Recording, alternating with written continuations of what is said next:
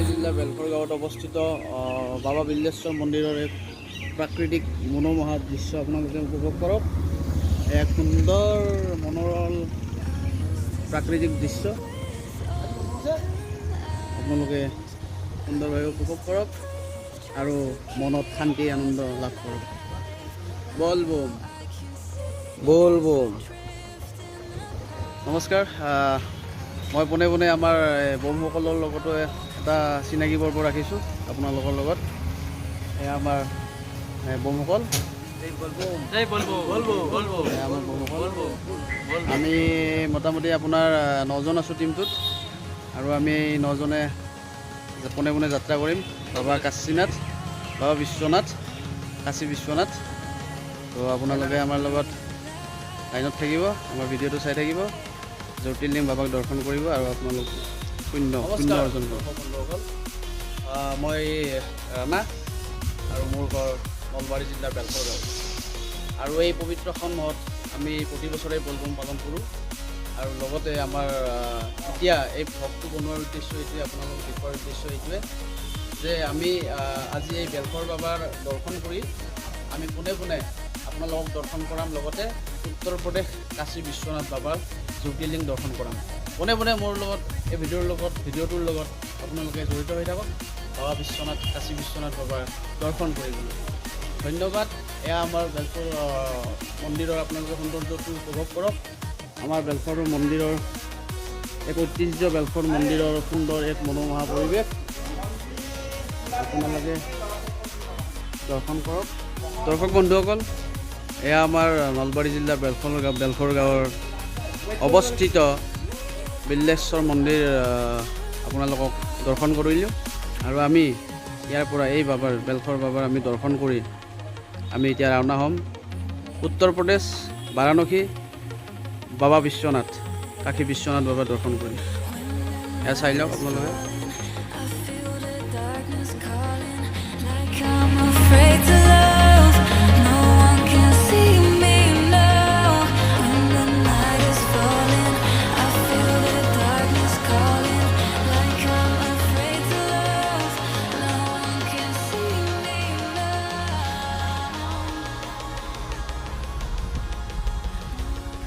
বলক দৰ্শক বন্ধুসকল, এতিয়া আমি পোনে পোনে যাম উত্তৰ প্ৰদেশ কাশী বিশ্বনাথ বাবাক দৰ্শন কৰাবলৈ। বলবম। এতিয়া মই ৰঙিয়া ষ্টেচন আহি উপস্থিত হৈছোঁ, আৰু আমি এতিয়া ৰঙিয়া ষ্টেচনত আমাৰ ট্ৰেইন আছে নৰ্থ ইষ্ট এক্সপ্ৰেছ। আমি মোগলচৰাইলৈকে যাম। মোগলচৰাইত, উত্তৰ প্ৰদেশ মোগলচৰাইত আমি নামিম। তাৰ পৰা আমি কাশী বাবা বিশ্বনাথলৈকে আমি আকৌ ৰাওনা হ'ম। আপোনালোকে চাই থাকক। আমি এতিয়া ট্ৰেইনৰ ভিতৰত চাহ খাব ওলাইছোঁ, আৰু চাই লওক আপোনালোকৰ এবাৰ। এয়া আমি ট্ৰেইনৰ ভিতৰত চাহ খাব ওলাইছোঁ, আৰু চাহৰ লগত আমাৰ নাস্তা আছে কলপাতত দিয়া পিঠা। আপোনালোকে চিনি পায়নে চাওকচোন এবাৰ।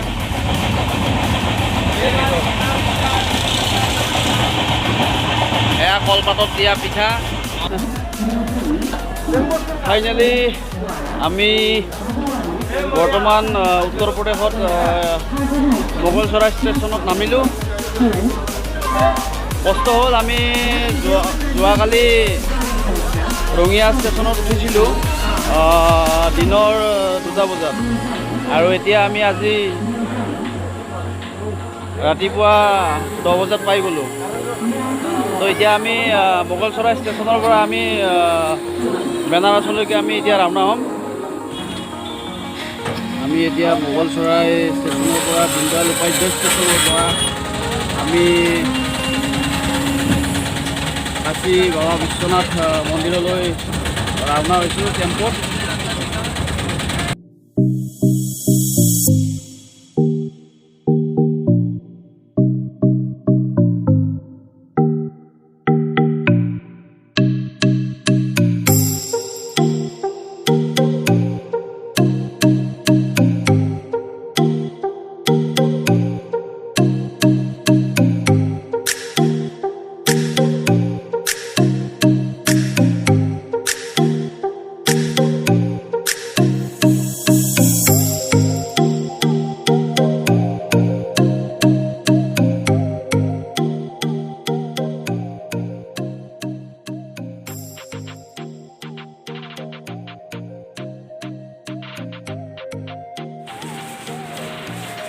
এতিয়া আমি এই ৰুমৰ পৰা পোনে পোনে আমি বাৰাণসীৰ বজাৰলৈকে যাম।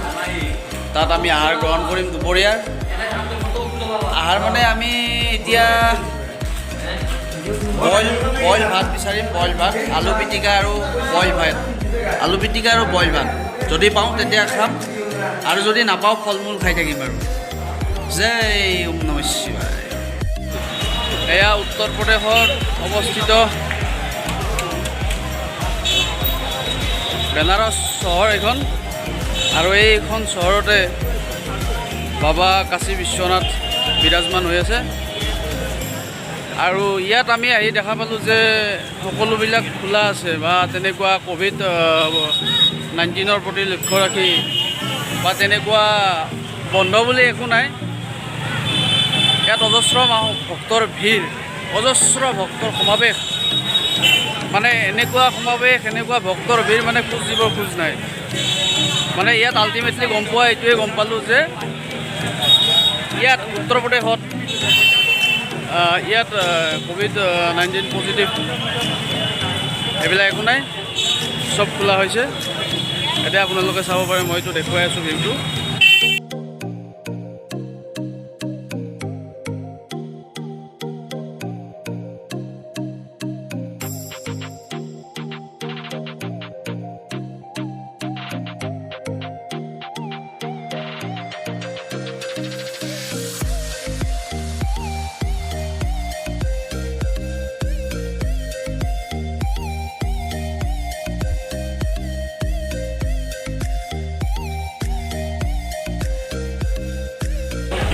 এতিয়া আমি দুপৰীয়াৰ আহাৰ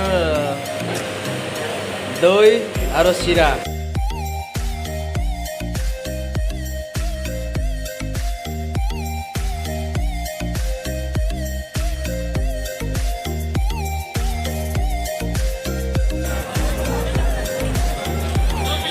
এইখন হ'ল মেইন মূল দুৱাৰ, শ্ৰী কাশী বিশ্বনাথ দুৱাৰ। এইখন মূল দুৱাৰ,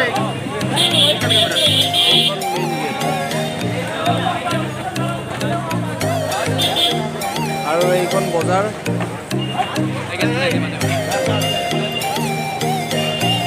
এইখন বজাৰ দেখিছে আপোনালোকে, চাই লওক কি সুন্দৰ।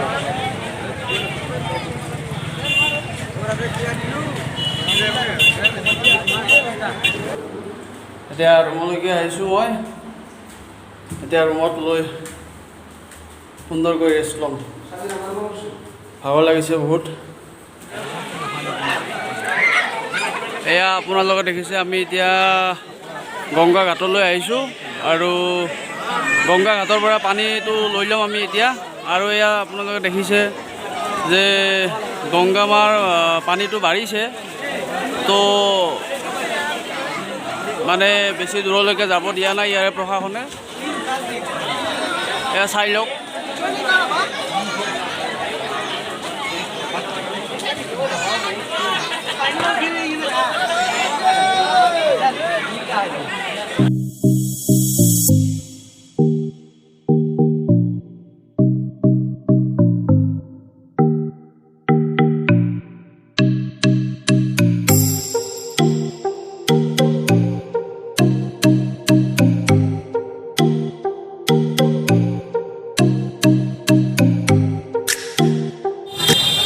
চাওক, এয়া কাশী বিশ্বনাথ বেনাৰসত কেনেকুৱা ভক্তৰ ভিৰৰ সমাৱেশ ঘটিছে। নাই ইয়াত ক'ভিড-19ৰ প্ৰতি কিবা লক্ষ্য ৰাখি কিবা এনেকুৱা কৰিছে, একো কৰা নাই। এই চাই লওক আপোনালোকে।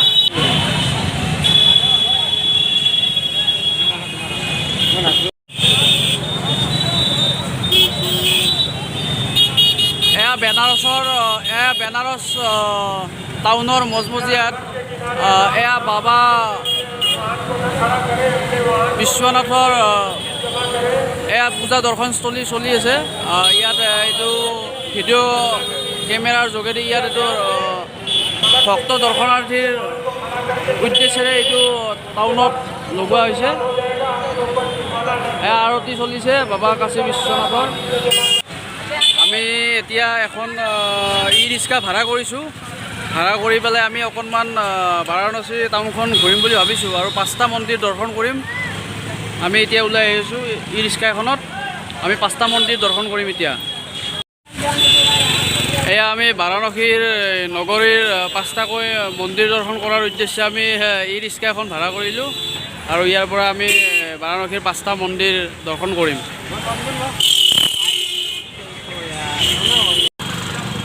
এয়া আমাৰ 5টা মন্দিৰৰ এয়া এটা মন্দিৰৰ এইখন মূল প্ৰৱেশ দ্বাৰ। আমি প্ৰথম এটা মন্দিৰত এতিয়া প্ৰৱেশ কৰিম, চাই থাকক। এয়া আমি বৰ্তমান এটা মন্দিৰত প্ৰৱেশ কৰিছোঁ। আমি মন্দিৰটোৰ ওচৰলৈকে যাবলৈ চেষ্টা কৰি আছোঁ, চাই থাকক। এয়া তাত আৰতি চলিছে। এয়া প্ৰথমটো মন্দিৰৰ আৰতিৰ সময় হৈছে। এয়া এইটো হ'ল শ্ৰী দুৰ্গা বিনায়ক গণেশ মন্দিৰ। এইটো হ'ল শ্ৰী দুৰ্গা বিনায়ক গণেশ মন্দিৰ আৰু এতিয়া গণেশ মন্দিৰৰ আৰতিৰ সময় হৈছে। মই আপোনালোকক এই আৰতি অকণমান দেখুৱাইছোঁ, আপোনালোকে উপভোগ কৰক আৰু মনত শান্তি লাভ কৰক।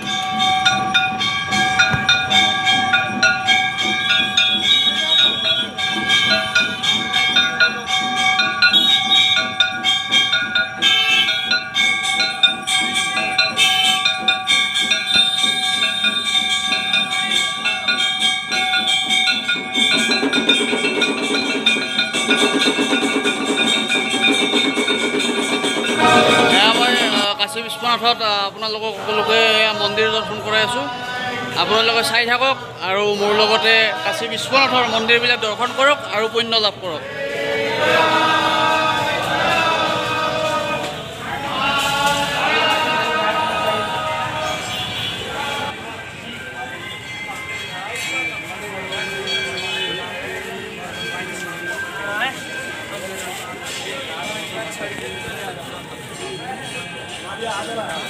শ্ৰী দুৰ্গা মাতা মন্দিৰ প্ৰৱেশ গুৰুদ্বাৰ, দুৰ্গা মাতাৰ মন্দিৰ। এতিয়া আমি এইটো 2 নম্বৰ মন্দিৰ, শ্ৰী সত্যনাৰায়ণ তুলসী মানস মন্দিৰ। এইটো চাব পাৰে, এইটো 2য় নম্বৰ মন্দিৰ, শ্ৰী সত্যনাৰায়ণ তুলসী শ্ৰী সত্যনাৰায়ণ তুলসী দাস মন্দিৰ।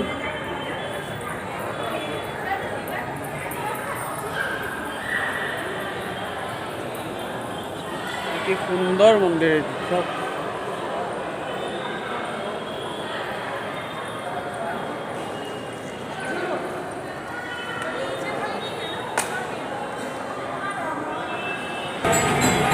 এটা আমাৰ 3য় মন্দিৰ, এইটো হনুমান মন্দিৰ। এইটো আমাৰ 3 নম্বৰ মন্দিৰ, এইটো হনুমান মন্দিৰ। ভিতৰলৈকে সোমাই যাওঁ এবাৰ। ইয়াতো আৰতি চলি আছে।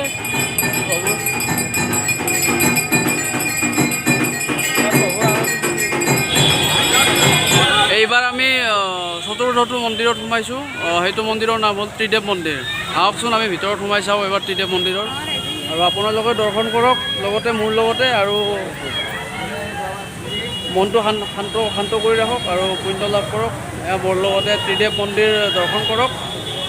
এইটো 4ৰ্থটো মন্দিৰ। ভিতৰত আমি সোমাই যাওঁ। ভিতৰৰ সুন্দৰ মনোৰম দৃশ্য ত্ৰিদেৱ মন্দিৰৰ। ইয়াত 3টা আমাৰ হিন্দু শাস্ত্ৰৰ দেৱ দেৱতাক পূজা কৰা হয়, সেইকাৰণে এইটো ত্ৰিদেৱ মন্দিৰ বুলি কোৱা হয়।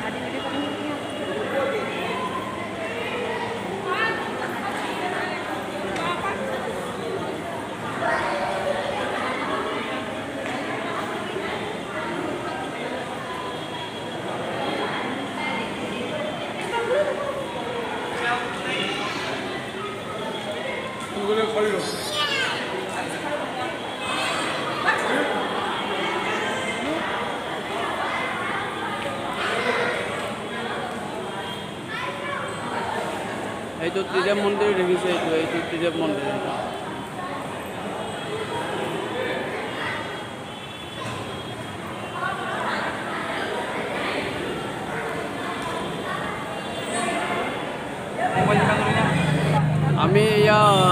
নম্বৰটো মন্দিৰ দৰ্শন কৰিলোঁ, কৰিম এতিয়া। এইটো জয়শ্ৰী, এইটো ৰাম মন্দিৰ। মোবাইল নহয়।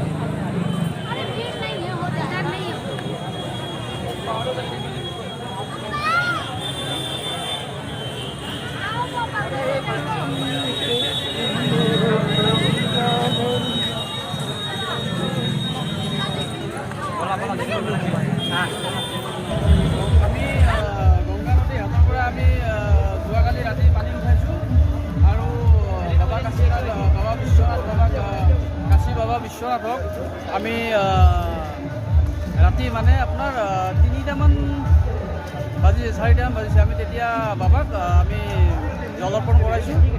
আৰু কথাটো হ'ল কি, মই এইটো বাবে দুখিত যে আপোনালোকক মই বাবাক দৰ্শন কৰাব নাপালোঁ। এইটো কাৰণে দুখিত। কাৰণটো হ'ল যে ইয়াত বহুতো সংখ্যক যথেষ্ট ভক্তৰ ভিৰ। তাৰপিছত আপোনাৰ বহুত ভক্তৰ ভিৰ ইয়াত। এই জামটো হোৱাৰ কাৰণে মানে আমাক ভিতৰত মোবাইল চোবাইল এলাউ কৰিব দিয়া নাই। তৎপশ্চাত আমি লাইনত বহুত সময় ৰখি আমি বহুত লাইন পাতি মোবাইলবিলাক ৰুমত থৈ গৈছোঁ। থৈ যাই পেলাই আমি বাবাক জলৰ্পণ কৰিছোঁ, ৰাতিপুৱা কৰিছোঁ। কৰি আহি আকৌ আমি ৰুমত আহিছোঁ, আহি পেলাই ৰেষ্ট লৈছোঁ। আৰু এতিয়া মই এইটোৱে ক্ষমা প্ৰাৰ্থী আপোনালোকৰ ওচৰত যে মই বাবাক দৰ্শন আপোনালোকক কৰাব নোৱাৰিলোঁ। কাৰণটোতো ক'লোৱে যে তাত মোবাইল নিষেধ আছে ভিতৰত নিয়া। সেইটো কাৰণে মই বাহিৰৰ পৰা এইটো ভিডিঅ'টো শেষত আপোনালোকক মই মানে ক্ষমা বিচাৰিছোঁ যে একো বেয়া চেয়া পাই নাথাকিব। আচলতে মই বাবাক দৰ্শন কৰাম বুলি ভাবিছিলোঁ, কিন্তু উপায় নাই আৰু কি ক'ব আৰু। বাকী যদি মোৰ ভিডিঅ'টো চাই ভাল পাইছে তেতিয়াহ'লে লাইক কৰিব, কমেণ্ট কৰিব আৰু ছাবস্ক্ৰাইব কৰিব। আকৌ মই বাবা নগৰী ঘূৰিয়ে থাকিম, হৰ হৰ মহাদেৱ। বাবা নগৰী দৰ্শন কৰাই থাকিম। হৰ হৰ মহাদেৱ। ধন্যবাদ।